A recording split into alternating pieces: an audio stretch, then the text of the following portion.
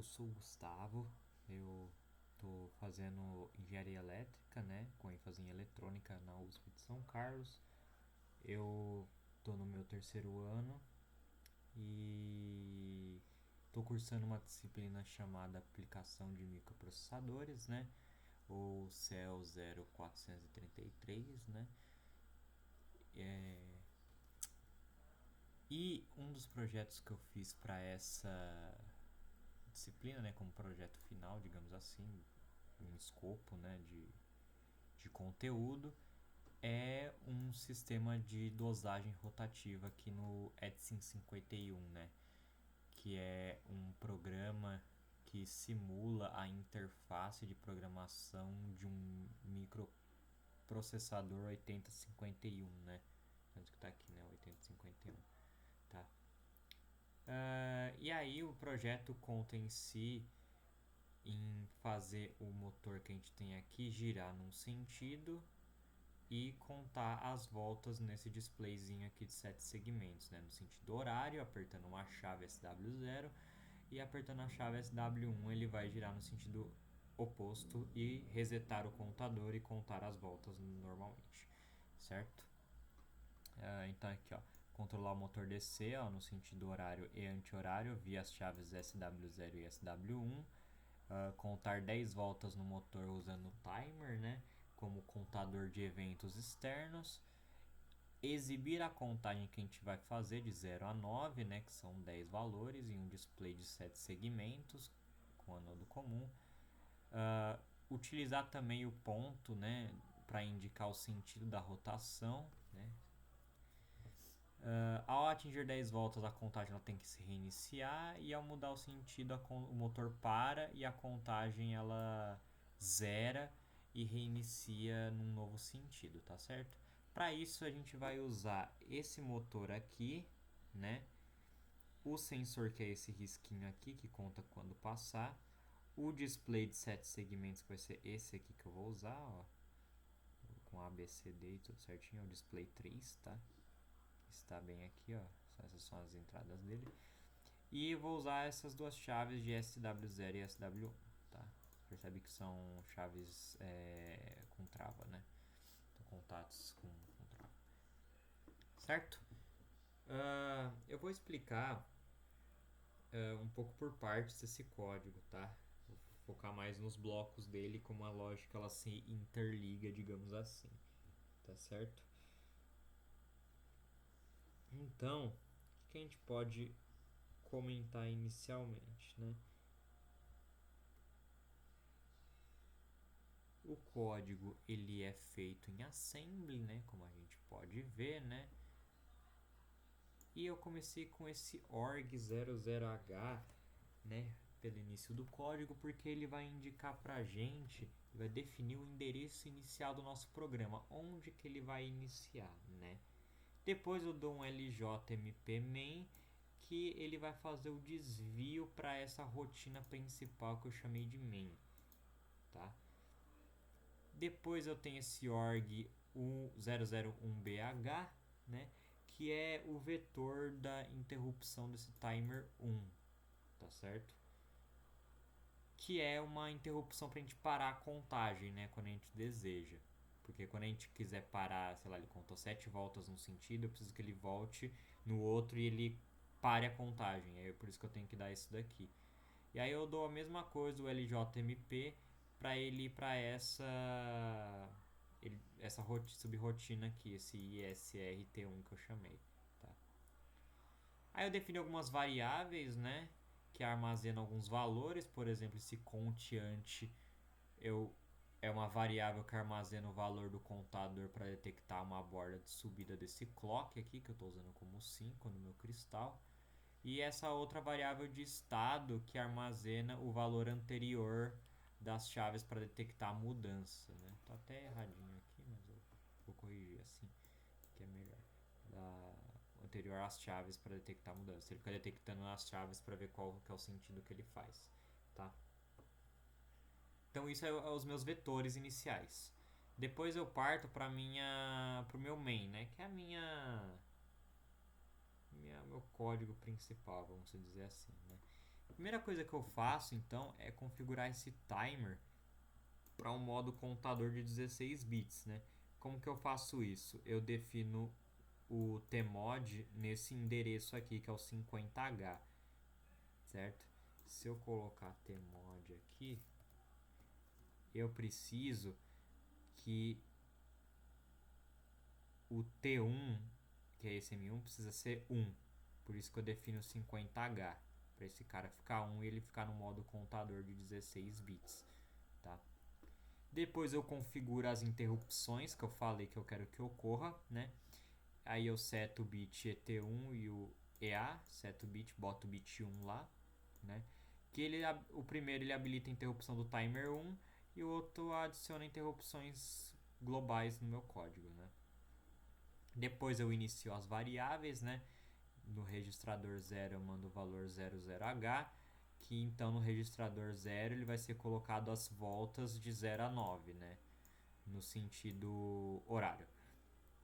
Depois eu uso aquela variável lá que ele conta, né, para ele ficar incrementando, né? Ele inicializa com um valor diferente de 0 para forçar a primeira leitura, né, do sensor. Depois eu dou um move estado, né, para inicializar o estado das chaves, né? Então eu inicio o estado das chaves para ver se ela está ligada ou desligada.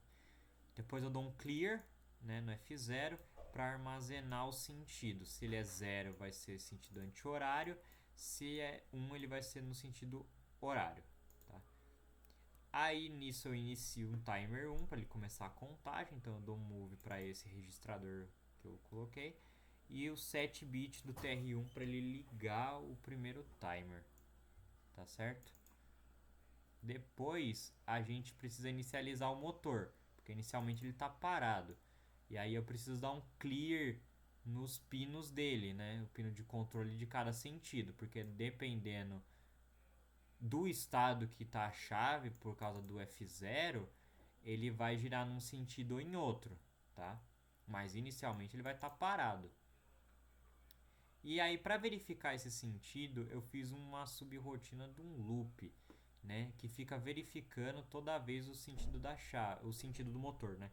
Que é ou a chave SW0 ou a chave SW1, né? Então eu dou um move A para P2, né? Porque P2, se eu não me engano, tá aqui, ó, é a chave SW0, né? Então eu dou um valor para esse registrador A aqui, que é o acumulador. E eu dou esse ANL para isolar o valor dele e do outro aqui, tá certo? Nesse mesmo registrador aqui. E aí ele fica verificando aqui se houve mudança nas chaves nas chaves aqui, certo? E aí, se não tiver, ele continua no loop até ter uma alteração, tá? Esse trata mudança que eu coloquei é o valor para ele atualizar caso eu mude no meio, quando ele está girando, certo? Que aí ele fica verificando, é como se fosse uma segunda verificação para ele ver se, alterei no meio, aí então volta pro loop e veja se a chave mudou. Aí eu coloquei uma nova contagem aqui para ele ficar sempre incrementando até ele chegar a 10, né? Porque ele vai fazer o loop lá. Ele vai incrementar, incrementar, chegou a 10, ele tem que voltar para 0, então ele reseta. Por isso que eu forço essa flag de interrupção, né? Eu dou interrupção para tratar esse timer 1, né? E aí eu coloco o fim do loop, que ele dá ele dá esse JM, né? Que é o jump, né? Pro próprio loop. E aqui é basicamente as rotinas para as direções do motor, né? Então isso aqui vai dar para direção, muda a direção quando eu tiver a chave trocada instantaneamente. E esse aqui também é a mesma coisa, né? Só que para outra direção. Eu vou ter também essa rotina de serviço de interrupção do timer 1, porque eu vou precisar que o timer zere a contagem também. Então eu vou precisar fazer essa outra interrupção pro timer quando eu mudar no meio, vamos dizer assim, ele voltar a contagem para 0. Então isso aqui basicamente fala que Eu vou limpar a flag do timer 1, né? Então eu vou limpar a flag de interrupção, perdão, necessária para ele zerar a contagem, né? E aí eles voltam para as subrotinas que eu coloquei ali em cima. Essa aqui reseta e aqui ele faz eu fiz uma subrotina, né, para ficar atualizando o display toda vez que ele contar a volta, né? Então ele contou 1, vai 1 aqui, depois 2, 3, assim por diante, né? Então ele sempre vai ficar atualizando o display e vai enviar para o display para ter a visualização, né? E por fim, eu coloquei essa tabela aqui de valores de anodo comum, né? Que é usando esse DB, né? Para setar os valores de 0 até 9 do display de 7 segmentos, tá? Isso que é a premissa do código, né?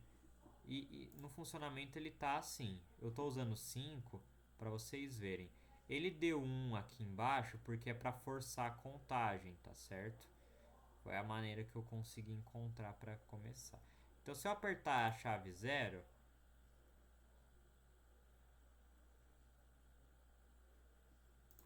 chave 1, ó, chave 1, ele tá girando nesse sentido.